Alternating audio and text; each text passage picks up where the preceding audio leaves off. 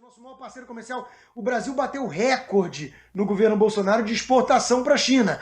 Não obstante, o presidente tem mais clareza moral de entender onde está o alinhamento filosófico do Brasil. O Brasil é um país que quer ser ocidental. Olha a Ucrânia agora. A Ucrânia está sendo atacada pela Rússia porque o povo ucraniano fez uma escolha. O povo ucraniano não quer ser russo. Ele quer ser ocidental, ele quer mirar nos exemplos da OCDE, dos países livres, democráticos. Então, o Brasil tem essa pegada, o presidente Bolsonaro entende isso, está alinhado em que pese ter vencido um cara de esquerda que é o Joe Biden, e que o presidente Bolsonaro não escondeu a preferência pelo Trump na reeleição. Mesmo assim, uma vez mais, pragmático, para manter as boas relações e lembrar que o Brasil e os Estados Unidos têm um foco de longo prazo, não é o governante do momento. Esse entra, esse sai. O que importa é o país estar alinhado, né, com esses valores e com essa direção. Então, nesse aspecto, é isso que está em jogo, Lacombe. Um que é o exemplo da China para o Brasil, o outro que é o exemplo dos Estados Unidos. Lacombe, claro. Acho que vale a pena a gente trazer outro nome aqui. Tudo isso que está acontecendo agora, que está sendo trazido à tona, o professor Olavo de Carvalho já falava isso há quantos anos? Essa semana vários tweets dele, né, voltaram a ser publicados, 2016, 2015, tem alguns mais antigos ainda do que isso.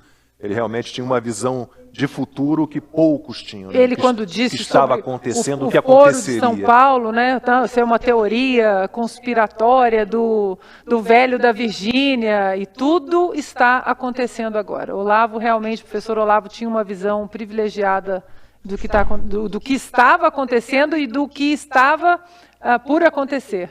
De todos os riscos aos quais nós todos estamos expostos, né? Vamos lá para a pauta número 2. Marcos Valério está aí na área de novo, gente. A revista Veja publicou reportagem com trechos inéditos da delação premiada que o publicitário Marcos Valério fechou com a Polícia Federal. Ele conta detalhes de como seria a relação entre o PT e o PCC, a principal facção criminosa do país. O operador do Mensalão afirmou que ouviu tudo o que narrou do então secretário-geral do PT, Silvio Pereira. Segundo Valério, o empresário do ramo dos transportes, Ronan Maria Pinto, chantageava o então presidente Lula. Fui conversar com o seu Silvio Pereira, né? E o Silvio virou para mim e falou: Marco, o assunto de Santo André é que o Ronan quer revelar que, além dos ônibus, a gente recebia dinheiro de bingos. A gente recebia dinheiro dos peroeiros.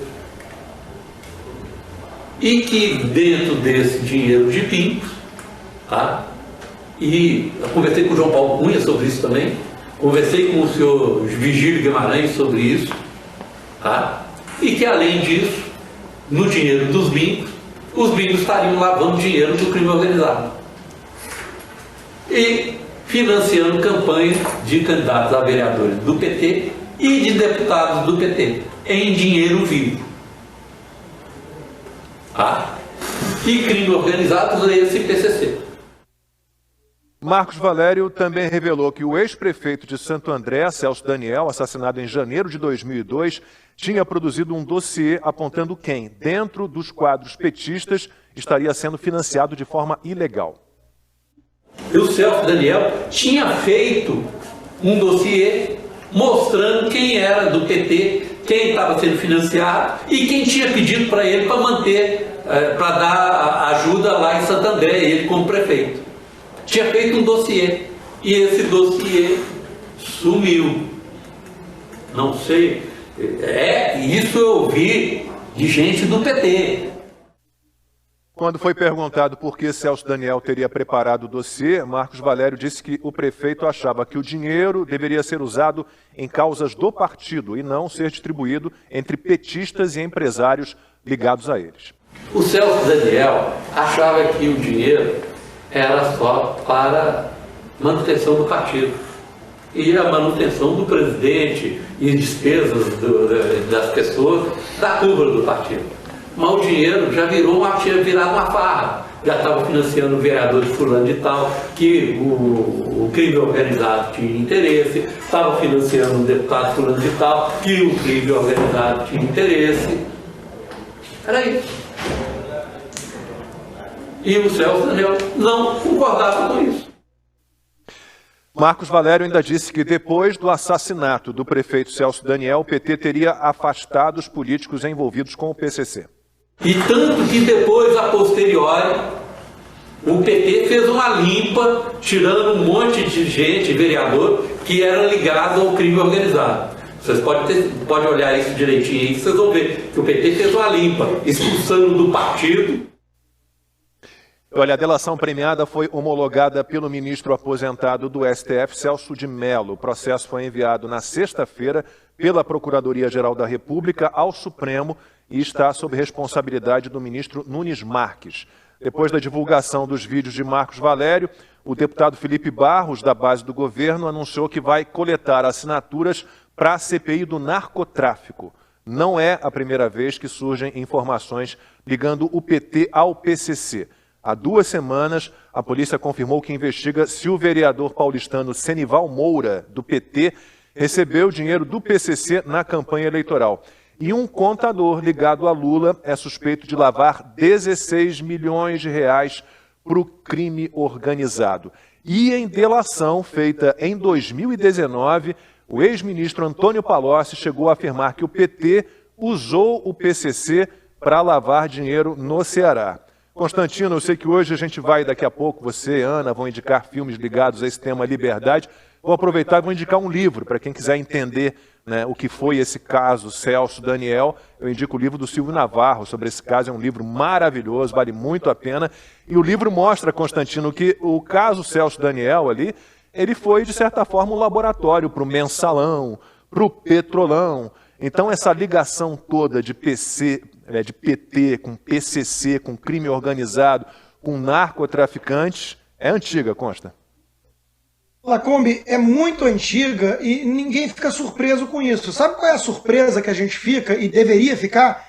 É o silêncio ensurdecedor da mídia. Sai essa matéria da Veja e o resto dá uma ignorada, finge que não aconteceu nada. Em um país sério, esse partido já teria tido o registro cassado faz tempo. Lembra daquela coisa também do Fidel Castro, ainda vivo, mandar dinheiro para a campanha do Lula também, as Farc, 5 milhões...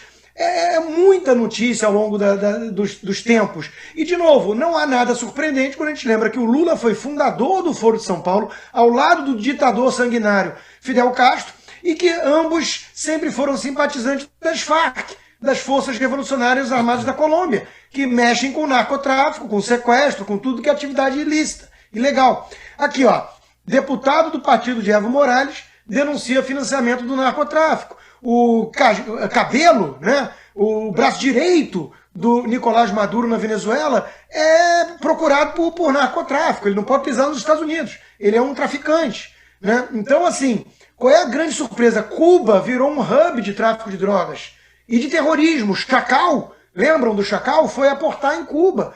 Foi encontrar abrigo lá com Fidel Castro. Então, de novo, não há nenhuma surpresa quando a gente pensa nas ligações do crime. Comando Vermelho não tem esse nome por sangue, não. É por ideologia. Quando a gente pensa, né, nas relações umbilicais da extrema esquerda, e o PT é um partido de extrema esquerda, né, com os narco-guerrilheiros, com traficantes, com bandidagem em geral, isso não é surpreendente. Claro que é preciso, quando vem uma denúncia, quando vem uma delação, quando vem evidências concretas, materiais, isso tem que servir para caçar o registro dessa quadrilha disfarçada de partido político que é o PT. Agora, não deveria ninguém ficar surpreso. É muita alienação, muito desconhecimento de alguém você falar disso e a pessoa, não é possível. Como assim não é possível?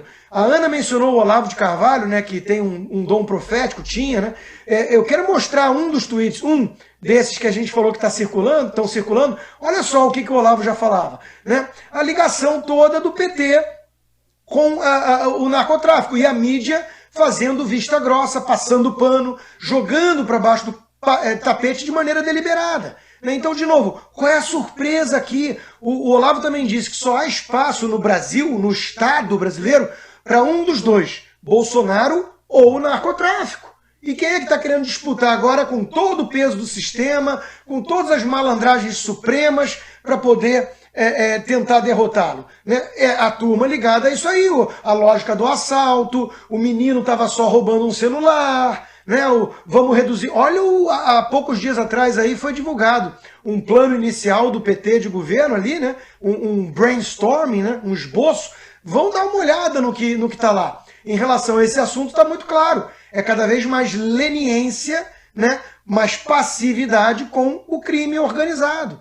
É tratar de uma maneira muito mais dócil o traficante, como vítima da sociedade. Então tá lá, não sou eu que estou inventando.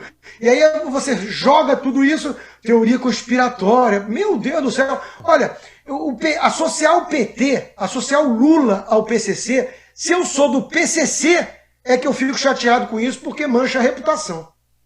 E ninguém vai esquecer o papo cabuloso, Isso. Lembra aquelas gravações da Polícia Federal de um integrante do PCC dizendo que bom era na época do PT, em que eles conseguiam manter uma conversa cabulosa, um papo cabuloso. E o deputado federal Luiz Felipe de Orleans Bragança, Ana, ele sempre fala para mim, há 3 grupos muito perigosos na política, né? Os corruptos, os comunistas e os narcotraficantes. E aí lembra daquelas aulinhas de conjunto, quando a gente estava na escolinha, aquelas bolas, e a interseção. Em comum. Você tem alguns políticos que são esses 3, eles são comunistas, são corruptos e são ligados ao narcotráfico. Estamos bem, né? Eu acho que a gente pode colocar nesse gráfico aí também um pedacinho da imprensa, né? Comunista, corrupto e ligado ao narcotráfico, porque Pelo menos defendendo a corrupção, que os Exato. pais também cúmplices de certa forma. E que o Constantino disse, o silêncio ensurdecedor, a imprensa não deu destaque em absolutamente lugar algum.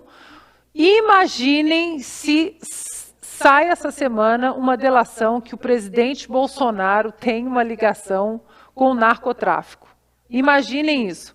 Agora, dentro desse fio aí, desse quebra-cabeça, não custa a gente lembrar um tweet do PT de 2016, que foi recentemente apagado, e que diz o seguinte, #ministro golpista, Alexandre de Moraes advogou para o PCC e maquiou dados de letalidade policial.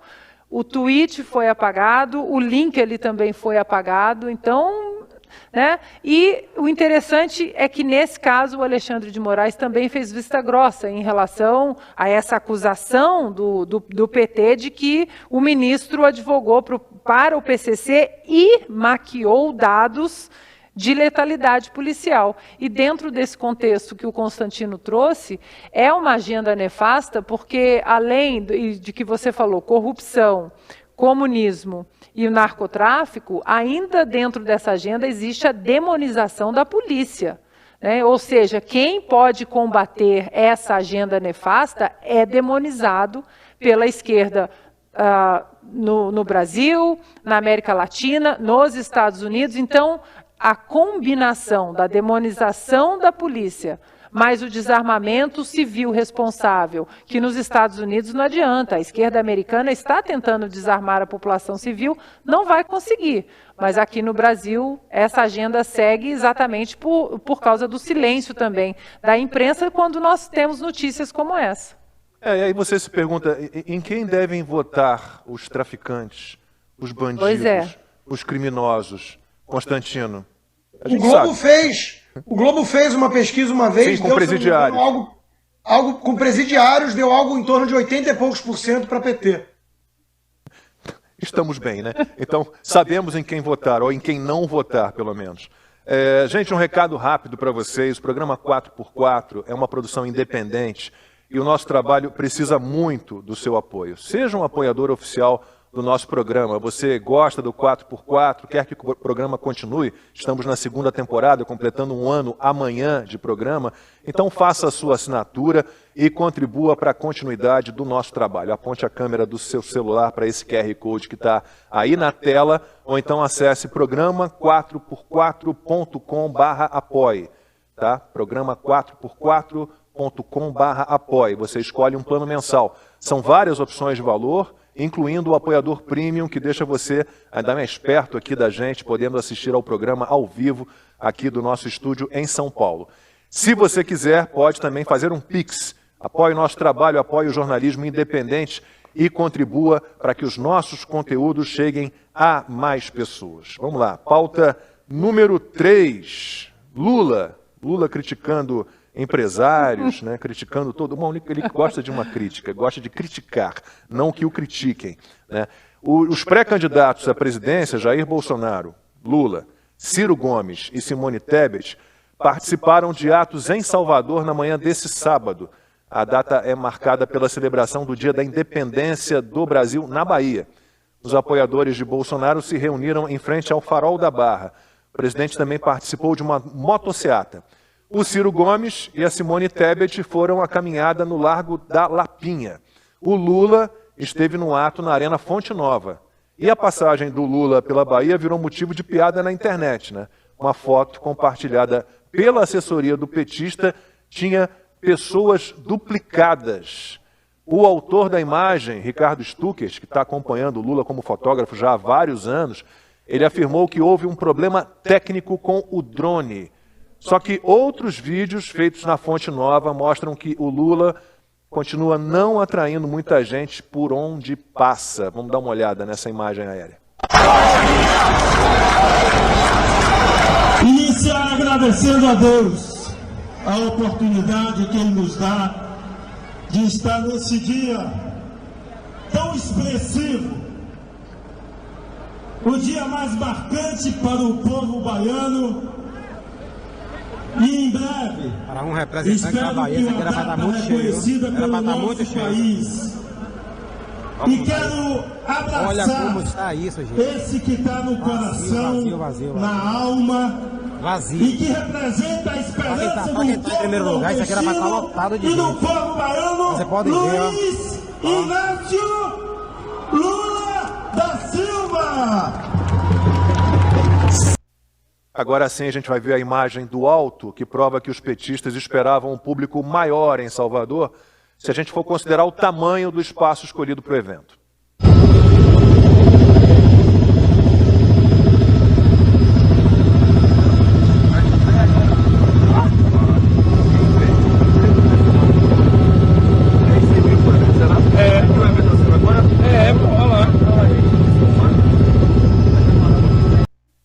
Bom, eu fui testemunha disso, né? Falei aqui no 1º de maio, 1º de maio caiu num domingo, eu fui almoçar nos Jardins, me deslocando para Perdizes, passei desavisadamente aí pelo Pacaembu, pela Praça Charles Miller, nem sabia que haveria um evento do Lula e do PT ali, estava às moscas, né? Quer dizer, o Lula continua liderando todas as pesquisas, mas essa pesquisa de rua aí, né, de reunir apoiadores, isso não, a gente não vê. Não vê, e as imagens aí, por outro lado, as imagens que rodam a internet, os aplicativos de mensagem do presidente Bolsonaro, inclusive no Nordeste, né, que é considerado o reduto seguro do petismo, do Lula, essas imagens devem ser um pesadelo, né, para o ex-presidiário. Agora, interessante, Lacombe, é ele criticar empresários, ele que recentemente cobrou R$20 mil por cabeça para um jantar dado para empresários. Ele que teve um casamento agora, e a gente não liga, né? Se tem dinheiro, faça o casamento que quiser, mas ele que prega tanto o socialismo para as pessoas, as casas, porque as casas precisam de 2 televisões, uma televisão basta. Ele que fez um casamento aí com vinhos caríssimos, a R$1.000 a garrafa, né? Ele que está morando numa mansãozinha aqui no Alto de Pinheiros. Ele que vive para baixo e para cima com jatinhos de empresários, né? Ele que diz, né, a Marilena Chauí, amiga aí do Lula, que diz, né, eu tenho nojo da classe média, e ele rindo ali no sofá. Lacombe, com seu reloginho de 120 mil reais, né, ali no braço. O 40º presidente norte-americano Ronald Reagan, ele costumava falar que o melhor programa social é um emprego. E o Lula acha que quem cria empregos é o Estado, né? Não é o Estado, né? São os empresários, eles que têm essa capacidade de criar empregos e tirar as pessoas exatamente de onde elas estão para uma independência social e econômica. O problema é que o PT, eles não querem nem a independência social, nem a independência econômica, e muito menos, que eu vejo que hoje é a grande briga deles, a independência intelectual. As pessoas nas classes trabalhadoras, lendo Olavo de Carvalho, discutindo sobre capitalismo de uma maneira com mais conteúdo, lendo livros liberais, lendo Mises, isso para eles é o terror. Então, esses eventos aí completamente esvaziados, isso reflete a independência intelectual do brasileiro. O brasileiro se apaixonou por política, não quer mais que o Estado continue com as rédeas nas mãos desse caminho intelectual de cada um de nós. E quanto mais eles falam, eu acho que mais eles caem na pesquisa do Datapovo, inclusive os institutos de pesquisa. Lula já está eleito, reeleito, já está com 2 ministros indicados no Supremo Tribunal Federal, isso a gente sempre tem que repetir. O eleito desse ano indica 2 ministros para o STF em 2023. Imaginem a estirpe dos 2 indicados do ex-presidiário. Imagina, será que vai o advogado dele de defesa, que tirou lágrimas do Gilmar Mendes? É o Cristiano Zanin. Cristiano Zanin, é um dos possíveis indicados. E ele deve ter o quê? Não tem 50 anos de idade. Você imagina Lula indicando 2 ministros para o STF, nessa faixa etária aí, de 50 anos de idade. O Brasil São não aguenta. 25 anos O Brasil não aguenta com figuras como essa. É algo inacreditável. Antes de passar para o Constantino, vamos ver aqui algumas besteiras, outras polêmicas criadas pelo Lula ao longo da semana. Em entrevista à Rádio Metrópole da Bahia, ele insinuou que grandes empresários, e especialmente quem investe no mercado financeiro, e Constantino vem do mercado financeiro, o Lula disse que esse pessoal do mercado financeiro e os empresários, quase todos, tá, são imbecis. Essas pessoas não podem ser ignorantes de quererem só acumular riqueza. O fulano de tal é o mais rico do mundo, tem 50 bilhões de dólares, o outro tem 70 bilhões, o outro tem 50. Para quê? Para que você vai gastar no quê? Para que você quer acumular tanto dinheiro, imbecil? Olha, me confirmaram aqui, o Zanin tem 46 anos, então seriam 29 anos de Zanin no STF, quase 30 anos, né? Bom, já numa entrevista para a Rádio Educadora de Piracicaba, ainda falando sobre o que o Lula andou dizendo aí durante a semana, Piracicaba aqui no interior de São Paulo, o ex-presidiário, o ex-presidente, ele confessou que soube de uma ação da Polícia Federal 12 horas antes de ela ser realizada. No nosso governo, a Polícia Federal foi na casa do meu irmão, eu fiquei sabendo 12 horas antes, porque eu estava na Índia, tinha um fuso horário, e eu falei, não, se a Polícia Federal quer lá, que vá. Que investigue, e depois tem essa desculpa. Constantino, já tem uns 2 anos que estão querendo provar a interferência do presidente Bolsonaro na Polícia Federal, e o Lula ele faz essa delicadeza de anunciar que ele realmente tinha informações privilegiadas, né?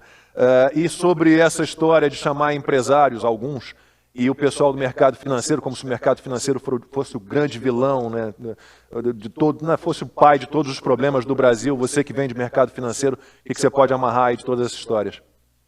Lacombe, o ex-presidente Lula é um cínico, acima de tudo é um cínico, né? Empresário pagando 20 mil reais para jantar com ele, e ele fazendo esse discurso aí boboca, né, de inveja, né, da riqueza alheia, porque é isso que o socialismo na prática prega, né?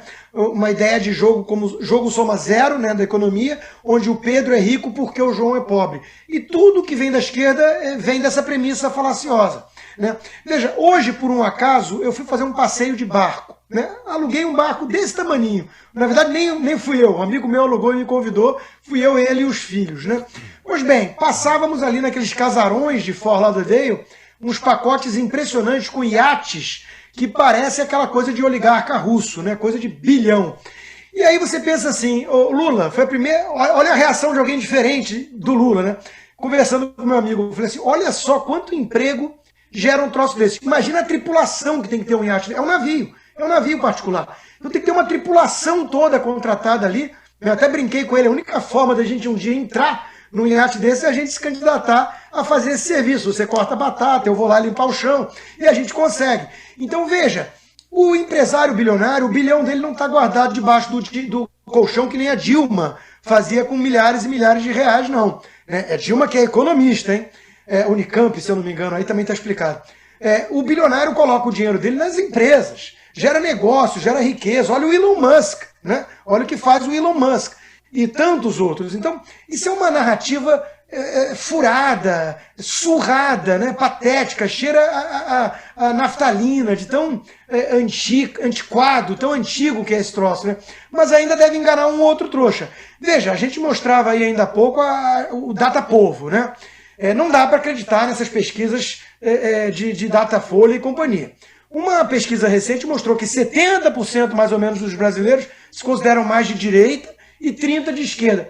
Aí parece fazer mais sentido. Aquelas enquetes de redes sociais que tem 5 milhões de votos também dá parecido. Bolsonaro 60 e pouco, Lula 20 e pouco, 30. Me parece muito mais crível. A dúvida fica à urna eletrônica. Agora veja, eu não subestimo o perigo do Lula. O Haddad, o Fernando Haddad teve 47 milhões de votos, né, disputando contra o Bolsonaro. Então, não é para subestimar. Agora, a gente sabe que são dois públicos. Engana o muito ignorante e alienado com esse discursinho, né, de que o rico é rico porque tirou do pobre, que se votar na esquerda, a esquerda vai tirar do rico e devolver para o pobre, né, que é um negócio meio Robin Hood às avessas, porque não dá para entrar no quesito histórico aqui do Robin Hood, isso fica por outro dia. Mas o outro é o empresário que quer se locupletar com o esquema do Estado, com mensalão, petrolão, estatais corruptas. É isso. Né? São essas empreiteiras, os banqueiros. Eu conheço banqueiro socialista, eu conheço banqueiro disposto a investir na campanha do Lula ou pagar 20 mil reais para jantar com o Lula. Eu não conheço trabalhador honesto, gente humilde, que queira votar no Lula, não. Eu não conheço, eu conheço muita gente mais humilde. Agora, eu conheço vários do métier do mercado financeiro, que era a minha fonte de renda antes de virar jornalista, que são petistas. E esses eu conheço. E Lacombe, um ponto interessante, acho que um dos pontos que mais chamaram a atenção da entrevista do presidente Bolsonaro ao Tucker Carlson, que ele fez uma entrevista, o Tucker fez uma entrevista com o Felipe Martins, aliás, hoje, mais tarde, nos 62 Minutos, tem uma entrevista do Felipe Martins, ele entrevistou o presidente Bolsonaro. E o feedback que eu mais recebi dos meus amigos americanos foi exatamente quando o Tucker, surpreso, entrevistando o Felipe Martins, diz: mas o Lula estava na prisão, não é isso? E os meus amigos americanos, mas espera aí, o candidato de vocês, ele estava na prisão, porque muita gente não acompanha, né, arrisca a nossa política. E eu tenho que falar, ele estava na prisão, mas aí o pior não é estar na prisão, Lacombe. O pior é explicar para um americano como ele foi solto e como ele vai se candidatar à presidência do Brasil novamente. Tem que explicar a eles que é o zip code, né, que é o erro do CEP. Né? Eles era para ter sido julgado em Brasília e foi julgado em Curitiba, mas demoraram anos para descobrir isso. Depois que todos os processos passaram por 3 instâncias, 9 juízes, né, condenado, provas sobradas, provas sobradas, aumento de pena, e de repente, não, mas não era para ter sido aqui, erramos o CEP. Então descondena e ele está liberado para concorrer à presidência. É algo inacreditável. E esse discursinho, Ana, do PT, dos partidos de esquerda, de um modo geral, contrários ao consumo. Consumo é ótimo. Consumo de produtos de luxo é ótimo. Isso gera emprego, gera riqueza, distribui renda. Qual é o problema? Qual é o Estado que gera riqueza? Nenhum Estado gera riqueza. Então, esse discurso anticapitalista é algo tão mofado, como disse Constantino há pouco, tão velho, tão mofado, com tanto bolor. Eu não consigo entender como é que isso ainda fica sendo repetido.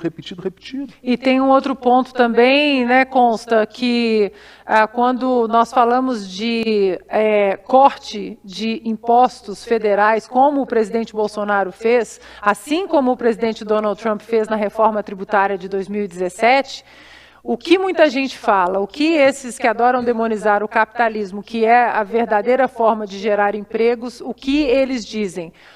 Mas se corta impostos, é mais dinheiro no bolso do rico. Só que as pessoas elas não conseguem entender que dentro, né, dessa roda gigante aí do capitalismo, mais dinheiro no bolso do cidadão, o cidadão vai voltar esse dinheiro exatamente para o mercado, ele vai consumir mais, e isso agora é demonizado pela esquerda. Você cortar impostos federais, eu gostaria muito que o Consta desse aí um feedback no nosso economista e explicasse, né, de uma forma bem metódica, porque as pessoas acham, como o Consta disse, é uma soma zero. Se alguém está mais rico, alguém está mais pobre. Se corta imposto, o rico fica com mais dinheiro no bolso. Isso é uma grande falácia, né? Veja, não existe recurso público, como dizia Margaret Thatcher, né? Existe recurso de quem trabalha e produz riqueza, né? E o Estado se apropria disso, porque tem que ter algumas funções que o Estado só que pode fazer. Não somos anarcocapitalistas, não acreditamos na utopia, né, da anarquia ou da polícia com base em lucro e prejuízo, isso não funcionaria, né? Então o Estado tem que prover lá segurança, justiça e tudo mais. Não muito mais do que isso não, né? Agora, quando o Estado cria esses impostos e vai tirando, subtraindo, ele está tirando recursos que não estariam ociosos, estariam justamente financiando empreendimentos, e financiando o crescimento, o avanço de novas empresas que produzem mais riqueza, ganho de produtividade, aumento de salário e emprego, né? Então essa visão tacanha, né, de que o imposto beneficia os pobres é uma loucura. O prêmio Nobel de Economia austríaco, o Friedrich Hayek, ele dizia: eu já sou liberal e defendo menos imposto possível. Se eu fosse pobre, aí mesmo é que eu seria mais liberal e defensor desse livre mercado e de menos imposto. Porque está muito claro isso. Veja, o mínimo que você tem que fazer é desconfiar quando grandes empresários vêm a público falar assim: eu pago muito pouco imposto, eu tinha que ser mais taxado. Ora, ninguém está impedindo ele de meter a mão no bolso e entregar a metade para o Estado. Então o que ele está querendo ali é outra coisa. É um discursinho mentiroso de que a secretária paga mais imposto do que ele. Mentira. 1% dos americanos pagam mais de 50% de todos os impostos arrecadados. Tá? Tem uma desigualdade incrível na arrecadação também, não só no resultado. E no resultado, ainda bem que há desigualdade, porque só um invejoso vai querer que todo mundo seja igual em termos de resultado, né? O invejoso ou o preguiçoso oportunista. Parêntese, né? Melhor forma de você educar seus filhos para fugir do socialismo é você mandar um deles trabalhar para lavar a louça e depois pegar o dinheiro que você prometeu dar e dividir por 2, inclusive o preguiçoso. O que trabalhou vai ficar revoltado, você vai virar, pois é, então nunca seja socialista, né? E então é isso, né? Você aumentar imposto é você desincentivar aquele que produz, que cria riqueza e empregos. É disso que se trata. E muitos grandes empresários ficam com esse discursinho porque querem esquema, querem chutar a escada para impedir o acesso de outras pessoas que estão empreendendo e crescendo. Agora são 9 horas em ponto, horário de Brasília, estamos com 54 mil visualizações simultâneas. E a gente fala agora da nova parceira do 4x4, a Brasil Biofuels. Você sabia que mais de 200 municípios do norte do país fazem parte dos sistemas isolados e dependem da energia elétrica gerada por usinas termoelétricas instaladas no meio da Amazônia? E muitas delas ainda são movidas por diesel fóssil. Para mudar isso, a BBF atua desde 2008 na Amazônia, gerando energia limpa e renovável com custo acessível, substituindo o uso do diesel fóssil por biodiesel, que é produzido a partir do óleo de palma, que a própria BBF cultiva. As suas 24 usinas atendem a mais de 110 mil famílias que vivem na região norte. A BBF cria empregos, gera renda e reduz o custo da eletricidade para a população amazônica. E agora você vai conhecer um pouco mais sobre a BBF.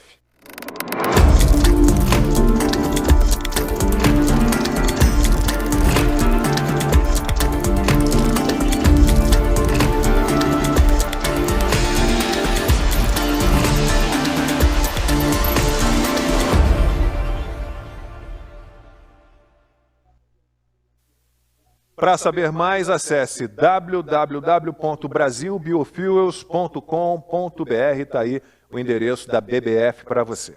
Bom, vamos falar do caso do Pedro Guimarães, né, que eu tive a oportunidade de entrevistar várias vezes, fez um belíssimo trabalho na Caixa Econômica Federal, mas agora é ex-presidente da Caixa, né? Ele falou pela primeira vez, depois de surgirem denúncias de assédio sexual contra ele, feitas por funcionárias do banco.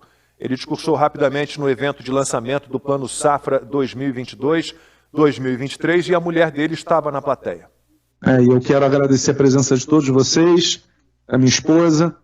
Acho que uma mulher é muito clara, são quase 20 anos juntos, 2 filhos, e uma vida inteira pautada pela ética. Tanto é verdade que quando eu assumi o banco tinha os piores ratings das estatais. 10 anos com balanço, com ressalva, uma série de questões que todos vocês sabem. E hoje a gente é um exemplo.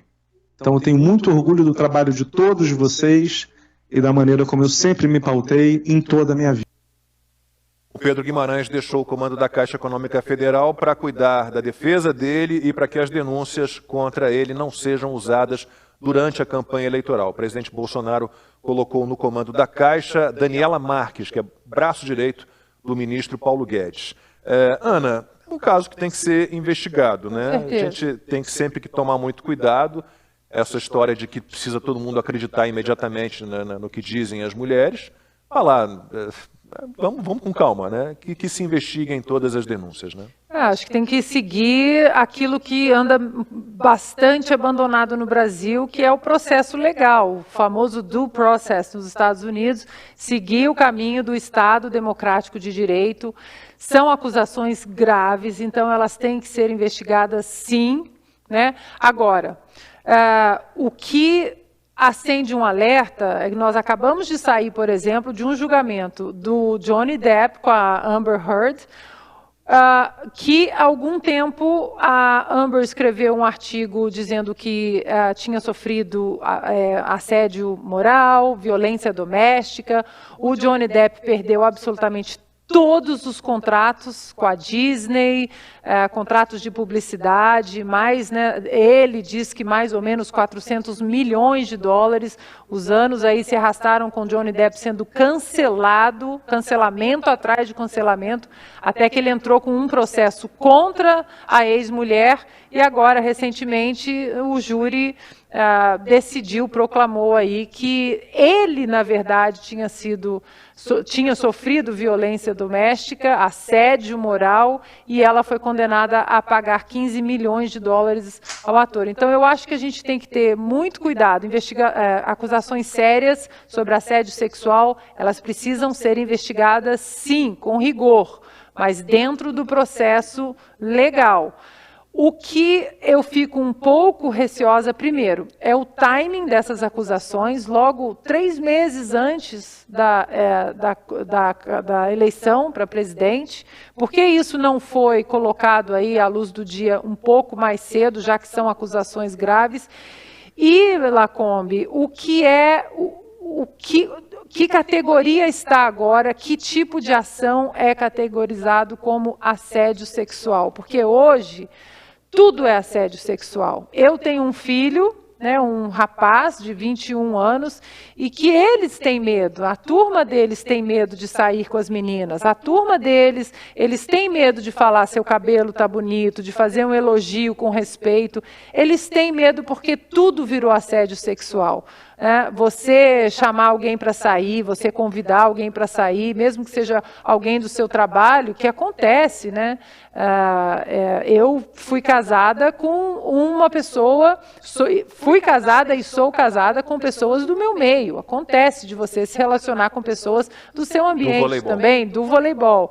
Então, nós precisamos tirar a histeria desse movimento Me Too, onde tudo é assédio sexual, porque se tudo é assédio sexual, nada é assédio sexual, e os verdadeiros assediadores, os verdadeiros criminosos que cometem essas barbaridades contra mulheres, eles se dissipam na multidão. Os crimes que eles cometem e o assédio real, ele acaba se dissipando. Então, nós precisamos tomar muito cuidado de não colocar atos que não são assédio moral ou sexual nessa lista histérica do Me Too, porque isso também, Lacombe, na própria Califórnia, hoje democrata, e o Me Too, né, histriônico, fez o quê? Puxou o tapete exatamente das mulheres, porque hoje empresas na Califórnia, elas evitam de contratar mulheres exatamente para evitar problemas legais de se alguma mulher disser, olha, o CEO X colocou a mão na minha perna, o que acontece? O CEO é desligado da empresa, porque acredite na vítima imediatamente, sem o processo legal, e anos depois do início do movimento Me Too, agora as empresas estão deixando de contratar mulheres exatamente com medo dessas ações, onde absolutamente tudo virou assédio legal. Constantino, seu comentário sobre a saída do presidente da Caixa Econômica com essas acusações de assédio sexual. Meu comentário vai ser muito breve aqui, lá como para eu não chover no molhado. Concordo com tudo que a Ana disse e era basicamente o que eu queria dizer sobre esse assunto. Sobre as acusações em si. Devido ao processo legal, todos são inocentes até que se prove o contrário. Palavra de mulher não é substituto para evidência concreta, para indícios fortes. É preciso separar aqui o que pode ser considerado uma chefia muito truculenta, muito dura, que é um estilo de liderança, né? É um estilo. Quem não gosta não é obrigado a trabalhar, ninguém é escravo, ninguém é forçado, submetido sob a mira de uma arma a estar numa empresa. Então existem lideranças com estilos distintos e é inegável que o Pedro Guimarães tem um legado positivo para apresentar na sua gestão à frente da Caixa Econômica Federal. Ainda mais na pandemia, com a história dos 30 e tantos milhões de invisíveis e muito mais. O Pedro é um bom gestor. Eu conheço ele desde a época do mercado financeiro, sei que ele é muito trabalhador, sei que ele é muito sério em relação a isso, né? É muito eficiente e entregou, mostrou resultados. Essa denúncia chama atenção, né? Vindo de quem vem, já acharam aí fotos de uma delas perto da turma do Haddad, do PT, enfim, o timing. É preciso desconfiar um pouco, mas investigar, né? Devido processo legal. Johnny Depp, Neymar, tanta coisa vem à mente, né? E o segundo ponto é esse, né? Banalizaram o conceito de assédio, de estupro. Conseguiram banalizar o conceito de estupro. Só para a turma que está nos acompanhando ter noção, dizem aqui nos Estados Unidos, né, que 1 em cada 5 mulheres já foram estupradas. Você consegue conceber uma coisa dessa? Né? Conversa com as pessoas que você conhece. Né? 1 em cada 4, 5 já foram abusadas sexualmente, estupradas. É que você está pensando em estupro, provavelmente que nem eu, né? Um cara mascarado com uma arma no estacionamento da universidade, botar a arma na cabeça e obrigar a menina a fazer sexo com ele. Não é disso que se trata. Uma menina que subiu para o quarto voluntariamente com um cara, que consentiu em ter relação sexual, que mandou mensagem no dia seguinte, querendo saber do cara, e depois viu que o cara estava em outra, não ligou para ela, denuncia depois de 1 semana que foi abusada por ele. Isso é considerado na estatística como 1 em cada 4 ou 5 mulheres abusadas, principalmente nas universidades, né? Então é ridículo. É claro que banalizaram o conceito. E, de novo, isso está atendendo a que interesses? Não a daquelas que são realmente vítimas de abuso, de estupro, que é um trauma para o resto da vida, né? Então, vamos tomar cuidado aqui com os termos. As palavras importam. Nós temos que ter esse tipo de cuidado, né? A banalização desses conceitos é muito grave. E o timing é suspeito e todos são inocentes até que se prove o contrário. Só mais 2 pontos, Lacombe. Falsa acusação deveria ser crime também. Né? Deveria ser um falsa crime, comunicação de crime. Falsa comunicação. Grave, né? Grave, exatamente. E joga contra todas as mulheres que realmente são vítimas de situações assim. Exatamente. Você não pode destruir a vida de alguém. Isso. Até você provar a inocência, você destruiu a vida. Você destruiu. Existe eu me lembro de uma manchete de uma mulher que era assim, depois de 11 anos casada, descobri que vivia uma relação abusiva. Ela demorou 11 anos com um marido que depois ela descobriu que era um abusador. Mas o interessante, Lacombe, que não é o que se fala, mas quem se fala, porque esse movimento Me Too na Califórnia, que tomou conta ali das 2 costas, né, as 2 costas mais progressistas e esquerdistas nos Estados Unidos, menos ali o Constantino, ele se salva ali na Flórida, é que quando uma ex-secretária do então candidato Joe Biden, ela veio a público dizer que ela foi assediada, quando Joe Biden era senador e ela tinha provas, ela comunicou autoridades, ela comunicou o irmão, ela falou com a mãe, ela disse para uma amiga, não foi como o caso do Brett Kavanaugh, que a Ford, absolutamente ninguém corroborou a acusação dela. Quando isso aconteceu, a Kamala Harris disse o quê? Não, precisamos ter o devido processo legal. Não podemos acreditar de repente assim na vítima. Mas quando é uma acusação contra qualquer personagem que faz parte do espectro político-ideológico da direita, seja aqui no Brasil, seja nos Estados Unidos, aí acredite na vítima, não existe absolutamente nenhum processo legal nem presunção de inocência. Querem mais mulheres na política, desde que não seja uma Margaret Thatcher, né, uma Carla Zambelli, uma Bia Kicis, aí tudo bem, né? É isso. Agora 9h12, horário de Brasília. Um recado para você que acompanha o programa 4x4, que é a maior transmissão do YouTube Brasil aos domingos. Nossos conteúdos já tiveram mais de 4 milhões de visualizações só nesta temporada e os números de seguidores nas nossas redes só crescem. O público identifica no nosso programa a busca pela liberdade, a defesa das leis, da segurança jurídica, de um bom ambiente para negócios. Por isso, se você é empresário, se compartilha conosco valores como liberdade e transparência, associe a sua marca ao 4x4. Entre em contato com a nossa equipe comercial pelo e-mail comercial@programa4x4.com. Nós vamos preparar um projeto especial para a sua empresa, para a sua marca. Repetindo, o e-mail é comercial@programa4x4.com. Vamos lá.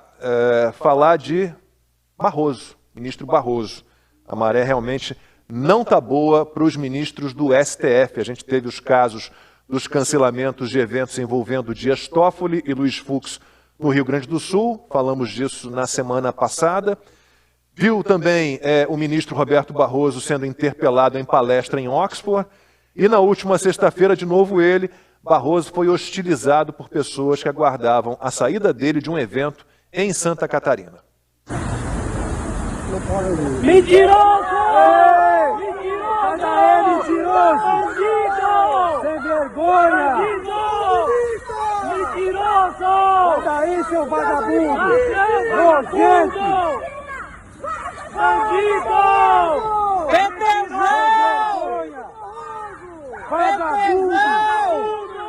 Nojento! Sai daí, seu vagabundo! Tu não é bem-vindo, seu vagabundo! Mentiroso! Vai-te embora, seu lixo! Vai-te embora, seu lixo! Há pouco tempo em Harvard, nos Estados Unidos, o Barroso também foi interpelado por um brasileiro que chamou o juiz de demônio e satanás. Foi no momento em que o ministro entrava sem máscara no local em que o uso era obrigatório. Vamos relembrar. Ó, galera, quem que eu encontro aí, ó, o demônio que eu encontro aqui, ó. Ó o demônio que eu encontro aí, galera! Satanás! Do inferno, tá aqui na Harvard se achando bacanudo. Demônio! Na visão do ministro Barroso, essa hostilidade é justificada pela condição dele de juiz. Ele próprio afirmou isso num vídeo. Não dá para julgar a qualidade do Supremo em pesquisa de opinião pública. A gente está sempre desagradando algum lote. Todo mundo que é juiz já está acostumado a desagradar uma das partes. Mas geralmente a gente desagrada metade do país. Desagrada mais. Pesquisas indicam que vocês desagradam mais. E o ministro Barroso tem um histórico de manifestações e posicionamentos que não combinam com o que se espera de um magistrado da mais alta corte de um país. Olha o que ele já falou da Venezuela. Me dirá, mas você acha que a Venezuela é conservadora? Certamente eu acho, desde o tempo de Chaves. Para mim, aquilo sempre foi uma tirania de direita com um discurso disfarçado. E a gente não pode esquecer a amizade profunda do ministro Barroso com um charlatão como João de Deus, condenado a mais de 40 anos de prisão por estupro e abuso de vulneráveis. Eu amo todos vocês. O que eu posso dizer é que há alguma coisa totalmente transcendente nesse poder que ele tem de exalar o bem, de curar pessoas e de extrair o que há de melhor nas pessoas. Que devia fazer uma quimioterapia intensa, fiz acupuntura, fiz fitoterapia, fiz homeopatia e o Carlos Aires, que é meu amigo querido, levou o João de Deus, que é um médium que vive perto de Brasília, na minha casa. Eu estive com ele, fiquei amigo dele, gosto muito dele. E como advogado, Barroso fez uma defesa apaixonada do terrorista Cesare Battisti. E aqui não se trata de prevenção individual, porque Cesare Battisti há mais de 30 anos é um homem pacato e ninguém nunca imputou a ele qualquer ato reprovável desde o tempo dos anos de chumbo italianos. Também não é o caso de se falar em prevenção geral. A luta entre comunismo e capitalismo já acabou há mais de 20 anos. Já não há mais o papel de se dissuadirem aventuras revolucionárias. Portanto, sobra apenas o caráter retributivo da pena. Trata-se apenas, então, de uma vingança. Esse é o papel menos nobre da pena. Premiados acusam Cesare Battisti da prática dos 4 homicídios e ele é julgado e condenado à revelia, sem ter conhecimento do julgamento, sem ter constituído advogado, por advogados que foram indicados pelo próprio grupo, pelos delatores premiados, num caso absurdo de conflito de interesses que os defenderam com uma procuração que veio a ser comprovadamente falsa. Ou seja, um filme de terror, este julgamento. O fato de a Itália ser democrática não quer dizer que não possa ter acontecido, evidentemente, uma violação do devido processo legal. O processo de Cesare Battisti na Itália deverá figurar em qualquer futura antologia de barbaridades jurídicas. O Barroso foi decisivo para que o presidente Lula não permitisse a extradição de Battisti, integrante do grupo terrorista PAC, Proletários Armados pelo Comunismo. Na Itália, Cesare Battisti foi condenado pelo assassinato de 4 pessoas nos anos 70. As vítimas e os parentes de suas vítimas tiveram que aguardar muitos e muitos anos por justiça. Immagini quelle di Cesare Battisti, quelle col bicchiere che brinda, che tiene alto il calice e ha questo sorriso ironico rivolto alla telecamera. Eccolo, adesso dovrebbe essere questa qui, lo vediamo. Eccolo qua, sì, è proprio lui. Il momento in cui le è mancato di più suo padre in questi anni? Ogni giorno.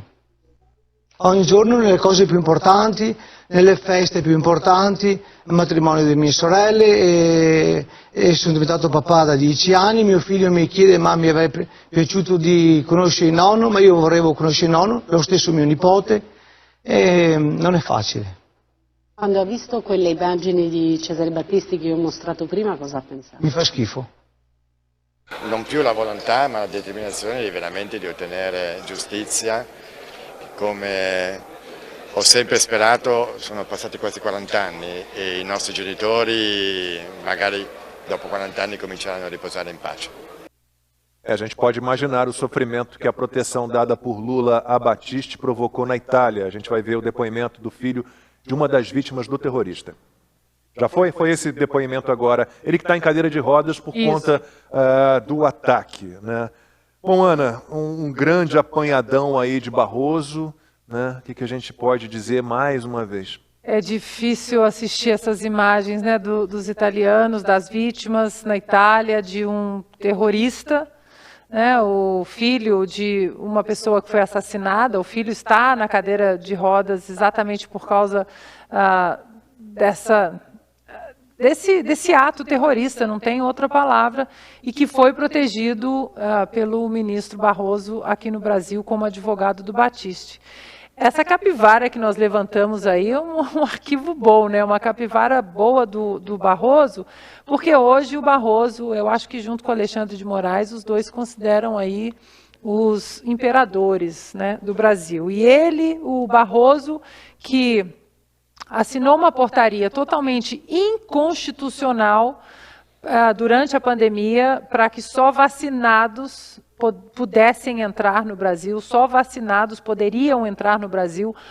Muitos brasileiros ficaram presos fora do Brasil, não conseguiram voltar à sua própria pátria porque não tinham o comprovante de vacinação. Eu recebi centenas de mensagens durante algumas semanas. Ele que assinou essa portaria, esse decreto, que teria que ter passado pelo Congresso, ele que gritou tanto ciência, ciência, ciência. Nós vimos aí a entrevista falando de João de Deus, de acupuntura, florais de Bach, não sei mais o que, com todo respeito a quem acredita, mas isso, né, algumas coisas não são cientificamente comprovadas, como ele acha que a vacina foi comprovada, uma vacina que ainda até hoje está em processo experimental. Ele disse também, Lacombe, essa semana, que a Suprema Corte Americana está num processo de ilegitimidade, porque reverteu o direito constitucional, um direito que nunca existiu na Constituição americana, ao aborto. E o que a Suprema Corte Americana fez, na verdade, foi respeitar a Constituição e disse o seguinte: não existe isso na Constituição americana, essa discussão volta para os estados, cada legislatura estadual, através dos seus representantes, vai decidir se o aborto vai ser legalizado ou não no seu estado, aqui quantas semanas, etc. E aí é interessante, porque ele criticar decisões da Suprema Corte Americana, tudo bem, mas nós criticarmos as decisões da nossa Suprema Corte, aí vira atos antidemocráticos. Ele não quer críticas ao STF aqui no Brasil, mas ele próprio critica a Suprema Corte Americana. Ele acredita no João de Deus, ele acredita que a nossa urna eletrônica é maravilhosa, apesar de ser usada desde 96. Que mais, Constantino? A gente fez um apanhadão de Barroso. Ele acha que a Venezuela é um país conservador, que tem um governo conservador. É complicado, né? A minha coluna na Gazeta do Povo essa semana foi sobre o Barroso, sem citá-lo. Obviamente as pessoas que leram sabem muito bem de quem eu estava falando.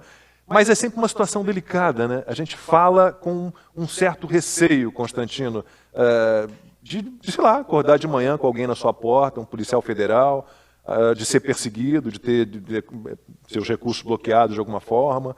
É uma tristeza tudo isso, viu? Lacombe, eu não só li sua coluna, como mencionei, né? E era o primeiro ponto que eu chamava a atenção, né? Porque você fala de tour, né? E veja, a primeira coisa que a gente vê desse apanhado, que aliás o nosso produtor está de parabéns aí, né? Porque realmente é um arquivo importante, histórico, né? Um compilado muito rico. É a pergunta assim: o Barroso não tem mais o que fazer, não? A profissão dele é palestrante, né? É impressionante, deve ter pouco processo em curso, né, no Supremo Tribunal Federal do Brasil, né? É um negócio impressionante. E aí vem o apanhado todo que a gente lembra assim: bom, esse cara que chamava o João de Deus alguém com poder transcendente é o cara que quer monopolizar a fala em nome da ciência. Esse cara que dizia que o terrorista assassino, confesso, Cesare Battisti, era um inocente, uma vítima de um sistema injusto, esse cara quer falar sobre fake news, quer ter um poder final, um voto de Minerva sobre o julgamento das pessoas, né, em relação a o que é verdade, o que é mentira, quem é do bem e quem é do mal, como ele colocou o presidente Bolsonaro, né, num convescote, né, numa pergunta feita pela deputada Tabata Amaral, cria a política do empresário bilionário mais rico do Brasil que mora na Suíça, Jorge Paulo Lemann, num evento financiado por ele em Boston, né, ela levantou a bola e ele respondeu assim, né, nós do bem, né, somos mais fortes do que eles do mal. E aí vem essa impopularidade toda, e a justificativa dele é que o juiz tem que tomar decisões, às vezes, impopulares. Isso é história para boi dormir, né? Veja, é verdade que o juiz, por isso, tem estabilidade, tem garantias, tudo. É verdade que muitas vezes ele vai tomar decisões contra a opinião vigente do momento e tudo mais. Não é disso que a gente está falando no STF. A gente está falando de uma enorme impopularidade por abuso de poder de quem se considera imperador do país, voz da razão, da ciência e da democracia, né, e persegue opositores com censura, com arbítrio, com prisão ilegal, que produzem esse tipo de receio aqui. Você falou aí, Lacombe, eu também mandava mensagem aqui enquanto escutava esse compilado todo, né, para alguém, dizendo assim: se eu falar tudo que eu penso dele, eu vou preso. Né? Eu vou preso. Porque eles têm poder demais hoje em dia, são arrogantes. O pavão supremo jacobino, que é o Barroso, né, porque é um pavão supremo arrogante. Ele quer empurrar a história, ele já disse isso. Ele quer empurrar a história em direção ao que ele considera justiça racial, social e o escambau. Ninguém deu um voto para esse sujeito para isso. Não tem um voto. É por isso que vem a impopularidade toda. É por isso que ele sai na rua e é vaiado, é xingado. Não é por decisões impopulares difíceis para preservar a lei. É porque ele ignora a parte número 1 da Constituição brasileira. O poder emana do povo. E ele ignora o povo, vai contra o povo, usa de arbítrio, usa de uma visão arrogante, elitista que ele tem do que seria um conceito cósmico de justiça, para usar uma expressão do Thomas Sowell, né? E ele quer fazer valer a visão que ele tem distorcida de mundo para todo mundo, né? Lá de cima da sua torre de marfim. Falta a sandália da humildade para esse sujeito. Falta ele cair na real. Falta ele entender esse compilado que nós mostramos aqui, o quão ele está longe de ser essa última bolacha do pacote que ele acha que é. Tá mais é para outra coisa mesmo. Tá mais é para aquilo que o Lula acha que os ricos é que são. Aí, Thomas Sowell, o próprio Thomas Sowell, ele usa uma expressão, os ungidos, né? E exatamente o que eles acham que eles são os ungidos, que a nação brasileira, a população brasileira é burra, imbecil. Tivemos agora Alexandre de Moraes nos chamando, né, de imbecis, e que você, cidadão, você não sabe o que decidir, você não sabe o que consumir, você não sabe o que questionar, o que falar, o que comprar. Então eles precisam interferir na sua vida por você, porque nós somos imbecis. São os ungidos que o Thomas Sowell fala. Lembrando, Lacombe, que, de novo, 2023, o presidente eleito esse ano vai nomear 2 ministros para o STF. E o que vai acontecer? Vai acontecer o que aconteceu em 1973 nos Estados Unidos, uma decisão ativista de uma corte ativista americana e que rendeu aí essa esticadinha da 9ª e da 14ª emendas da Constituição americana e criaram uma legislação. E o que vai acontecer no Brasil é isso, o STF legislando, né, o Congresso leniente com essa atuação do STF legislando, não vão querer entrar em pautas polêmicas como legalização do aborto, legalização das drogas, e vão jogar para um STF ativista, com mais dois ministros ativistas, e eles vão continuar fazendo leis como eles gostam aí de fazer leis e achar que mandam no Brasil. Os ungidos, como o Barroso, eles acham que sabem quais são todos os nossos problemas, eles têm as soluções para todos os problemas. Todos os problemas. Acho que a grande questão do Barroso é que ele tem um inimigo declarado. Ele já disse, o Bolsonaro é um inimigo, ele é o presidente do clubinho, todos contra Bolsonaro. Então, se você vai olhar ali a Têmis, né, o símbolo da justiça, ela tem uma venda nos olhos, porque todos são iguais perante a lei, tem uma balança na mão, que representa o equilíbrio nas decisões, e tem uma espada. Então, o Barroso, e na minha coluna na Gazeta eu falo sobre isso, ele não tem mais as vendas nos olhos, ele já se livrou da balança, mas ele continua com essa espada na mão, em turnê mundial, querendo cortar cabeças com toda a delicadeza. No fim das contas é isso. Diga, Consta. E não podemos deixar de mencionar, entre tantas incoerências, uma apontada pelo nosso Emerson Grigoletti, grande advogado aí, né? Que mandou na mesma hora aqui também assustado. Tipo assim, Barroso, tendo sido advogado defendendo Batiste, né, o César Batiste, alegando que não teve advogado e o devido sistema, né, legal e tudo, sendo que a turma do Grigoletti e companhia estão há 2 anos, eles, os advogados, sem as prerrogativas do inquérito, do caso lá do 4781. Quer dizer, é tanta loucura, é aquela história leninista mesmo. Acuse-os do que você é e do que você faz. Né? Bancando a vítima, o Cesare Battisti como vítima de um sistema injusto, né, porque não tinha acesso ao advogado. Barroso era um. Enquanto que os advogados desses perseguidos pelo atual Supremo Tribunal Federal estão há 2 anos sem acesso a todas as prerrogativas do inquérito, de tudo que eles são os clientes acusados. É um negócio muito insano. Agora veja, o presidente Bolsonaro está dizendo, né? Lembrando, lembra aqueles casos, né? Tem gente que às vezes vai para Cuba, fica num hotel. A gente sabe que essas ditaduras filmam coisas, né? Hollywood deve ter muita gente refém desses regimes por conta do que fez lá na ilha, né? Então, vai saber, né, se não tem, além de atores globais, essas coisas todas aí, às vezes juiz, advogado, deve ter, né? Fato é que o Barroso interferiu no processo legislativo, que foi na discussão da PEC do voto impresso auditável. A gente tem acompanhado o STF interferindo sempre, pedindo 2 dias, 5 dias, 1 semana, para que o governo explique até política tributária. A STF interferiu na política de segurança pública no estado do Rio de Janeiro. Edson Fachin proibiu operações policiais nas comunidades, nos morros, nas favelas do Rio de Janeiro. Então a gente tem realmente um STF promovendo ativismo judicial. Ativismo judicial, esse é um assunto importante. E ninguém pode se omitir.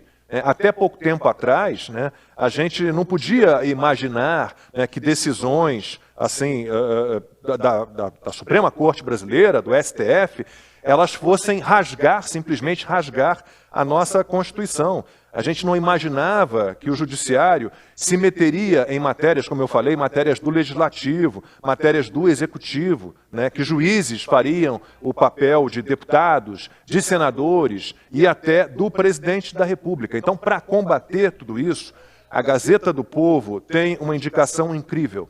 É o programa Fora dos Autos, que traz também outros conteúdos gratuitos para todo mundo que está assistindo ao 4x4.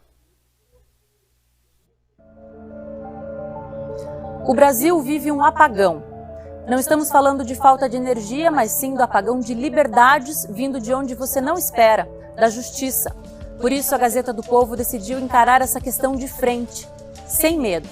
Junte-se a nós no Fora dos Autos, uma iniciativa inédita no Brasil. Você vai receber um e-book exclusivo com a verdade sobre o ativismo judicial e o acesso a um curso da procuradora Tameia Danelon sobre o STF. E ainda, um convite inédito para a estreia de um novo programa de análises sobre o Judiciário. Clique no link e faça seu cadastro gratuitamente. Afinal, o ativismo está vencendo a justiça. A Gazeta do Povo tem a coragem para tocar nesse tema. Tem gente que foi censurada e presa aqui no Brasil por conta disso. Então eu reforço aqui os conteúdos que a Gazeta está oferecendo gratuitamente nessa campanha. Quem se cadastrar na página que está aí na tela ganha acesso gratuito a um curso sobre o STF com a procuradora Tameia Danelon. Também ao e-book Apagão das Liberdades. E recebe um convite especial para a estreia do programa Fora dos Autos no dia 7 de julho. Tudo isso sem custo, vale muito a pena. Assine aí a Gazeta do Povo.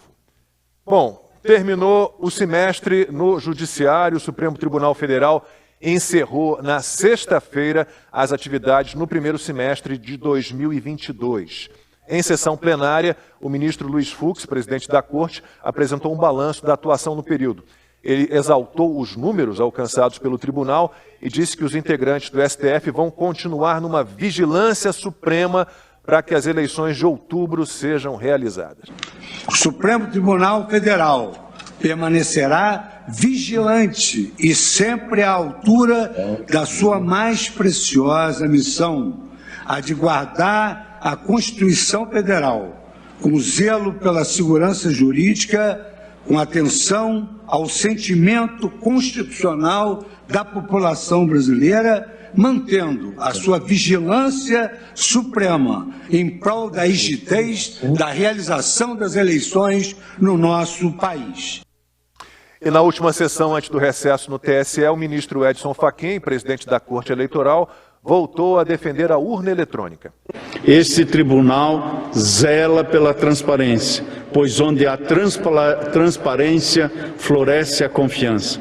E é por isso que o Tribunal Superior Eleitoral tem se dedicado diuturnamente a demonstrar a transparência em todas as etapas de sua atuação, especialmente no papel de administrador das eleições, e também demonstrar a confiabilidade de todo o instrumental para a realização do certame eleitoral, reforçando uma verdade assentada há mais de 2 décadas e meia. As urnas eletrônicas são seguras, são confiáveis e neste ano, especialmente na etapa de 11, 12 e 13 de maio último, foram uma vez mais aprovadas no recente teste público de segurança em sede de um teste público de confirmação. Constantino, temos um Supremo Tribunal Federal que acumula processos sobre os mais variados temas e temos justiça eleitoral, que poucos países têm. Aliás, essa justiça eleitoral que nos custa ali em torno de 10 bilhões de reais por ano, mesmo em ano em que não há eleição, Constantino. Lacombe, eu vou me repetir aqui, né? Porque todo programa é importante isso. Já vou deixar a deixa para Ana Paula ler lá o inquérito da Polícia Federal, né? Acho que todo programa deveria fazê-lo mesmo. Mas vamos lá, né? São palestrantes tentando persuadir o povo, né? E sem muito sucesso. Porque eles só têm isso, né? Palavras, tem que confiar, confia, la garantia sou eu. E não atenderam, por exemplo, as sugestões, as críticas, os requisitos oferecidos pelos militares, né? Pela inteligência militar do nosso país. Mais ou menos 1/3, para dizer o mínimo aí, dos eleitores desconfiam desse sistema que nós temos. E esse tipo de atitude que nós temos visto, né, com bastante recorrência, tanto que a gente traz aqui no programa todo domingo com uma sensação de déjà vu, né, pô, já vi esse vídeo antes. Não, foi novamente um deles ali falando que o sistema é maravilhoso, por isso Butão, Bangladesh e Brasil adotam. Já a França, aquele ícone, aquele exemplo maravilhoso do pavão supremo, né, vota em papel. Mas enfim, o fato é que esse tipo de atitude alimenta a desconfiança. Eu, por exemplo, que sou meio cabreiro, meio cético, acho que essa urna é esquisita, tenho meus motivos, estudei um pouco o assunto. Sempre que eu vejo o Fachin insistindo tanto nesse tipo de narrativa, eu dobro a minha desconfiança, né? Então, o tiro está saindo pela culatra. Ana, e aí? STF, TS, barra TSE, agora é assim, né? STF barra TSE, tudo a mesma coisa. Exatamente. Lembrando que o nosso TSE é uma jabuticaba, é uma coisa única, né? Quase ninguém tem. Quase acho que ninguém. Costa Rica tem alguma coisa parecida, mas como nosso, Não, a nossa corte não tem. Eu acho, Lacombe, que é até justo discutirmos, colocarmos no debate público, tudo bem, um Tribunal Superior Eleitoral, mas independente, que seja presidido por outras pessoas e não membros do STF. Né? Ok, se essa discussão, eles querem encampar essa discussão, que o TSE não tem absolutamente nenhuma ligação com qualquer outro ministro da Suprema Corte do Brasil.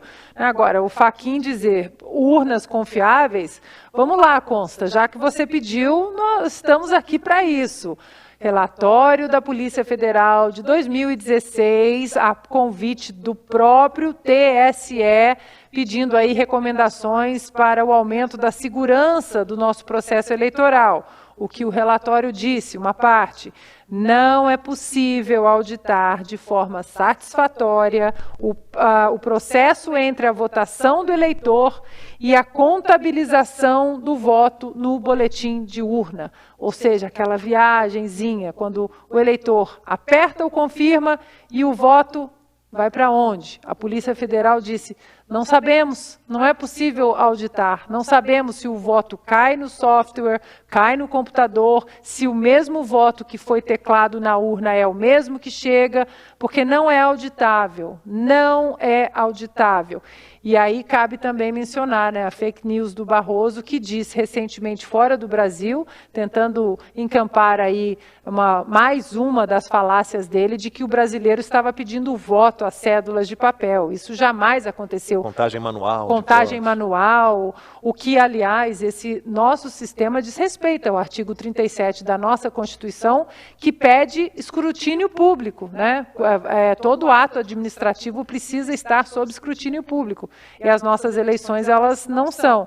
Agora, dizer também né, o Fux que enganou muita gente. Quando ele sentou ali na cadeira da presidência, disse, precisamos ser mais discretos. O primeiro discurso dele foi bom. Falamos, opa, quem sabe agora vamos ter um ministro que vai puxar um pouco a Suprema Corte para onde ela tem que estar, no lado da Constituição, uma corte constitucional e não ativista e não política, mas infelizmente o ministro Fux foi levado aí, né, junto com... Pelo corporativismo, né? Totalmente. Lutador de jiu-jitsu, que decepção. Totalmente. Depois eles falam em a transparência, o Fachin falando, a transparência floresce a confiança.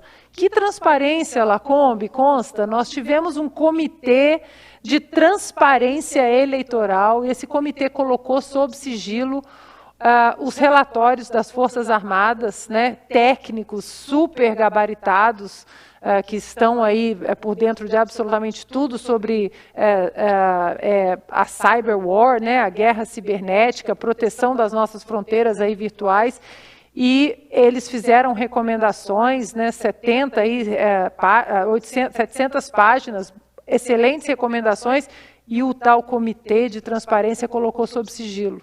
Não, vocês, Brasil, vocês não podem saber o que as Forças Armadas querem recomendar para a segurança do nosso processo eleitoral. Então, Lacombe, consta, eu não sei o que vocês sentem, mas quando eles falam, parece que eu estou ouvindo assim, blá, blá, blá, blá.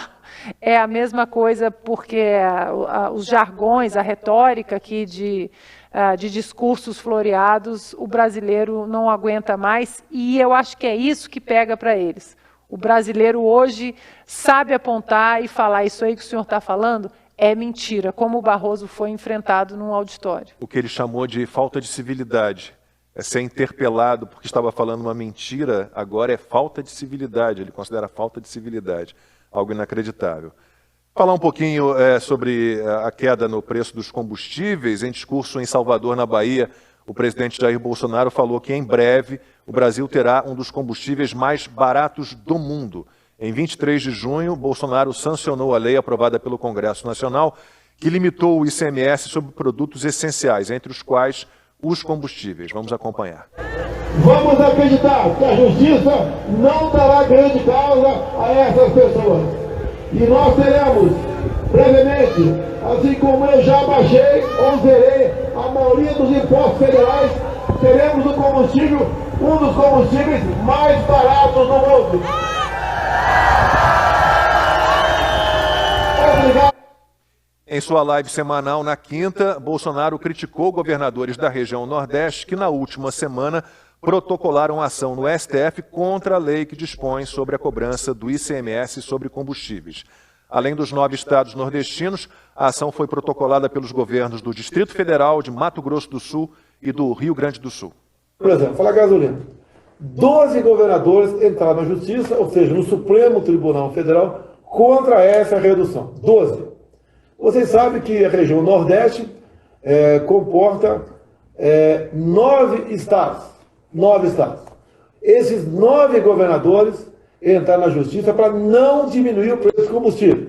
Os governadores dos seguintes estados: Pernambuco, Maranhão, Paraíba, Piauí, Bahia, Sergipe, Rio Grande do Norte, Alagoas e Ceará. Ou seja, o pessoal do Nordeste, os governadores do Nordeste, estão unidos contra você, contra o contribuinte, contra o trabalhador. Até tem notícias, né? Olha aqui o Rui Costa sorrindo aqui, ó. Entrou na Justiça para não baixar o preço da gasolina. Então, pessoal, presta atenção. Esse pessoal que diz que está ajudando o pobre, mentira. Ele quer mais que o pobre se exploda. Hein? E eu confirmei essa notícia aqui dos 9 governos, de 12, né? 9 governadores do Nordeste entraram com ação na Justiça para não reduzir o preço dos combustíveis. E a ministra Rosa Weber deu prazo de 10 dias para que Bolsonaro explique a mudança tributária. Ela deve levar o questionamento ao plenário do STF. Constantino, a gente não chama contribuinte, a gente chama de pagador de imposto.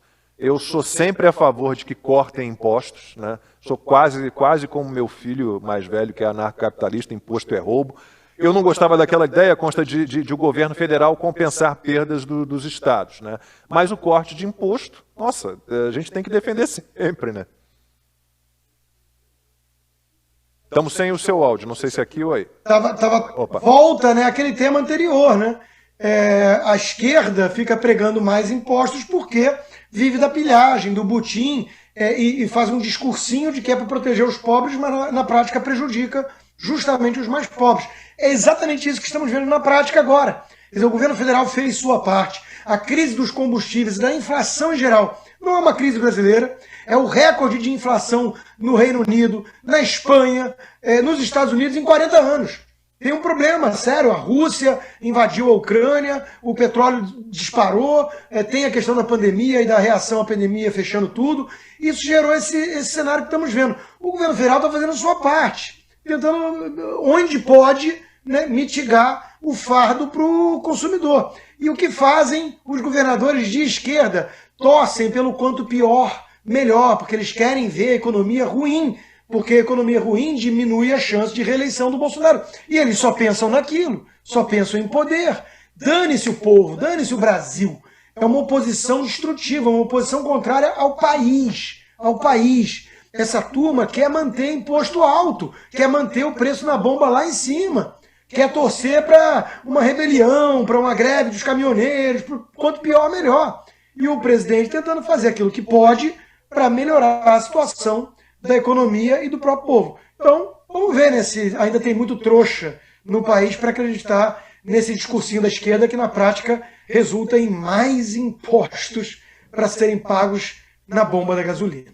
Ana, você quer pagar mais imposto ou menos imposto? Não, o meu filho ele também tem 1% ali do libertário. Imposto é roubo. E é o que nós comentamos, né? O que corte fiscal, o imposto, a sobra, né, desse corte fiscal não fica no bolso de ninguém, volta para a economia, reaquece a economia, né, a consumo, e isso, claro que os esquerdistas não querem aceitar, porque é a independência financeira e independência social e intelectual das pessoas. É isso, 9h48, horário de Brasília, termina aqui o programa 4x4, a 18ª edição da nossa segunda temporada. A gente agradece pela sua companhia. Agora aqui no fim, Ana e Constantino vão dar dicas aí de filmes.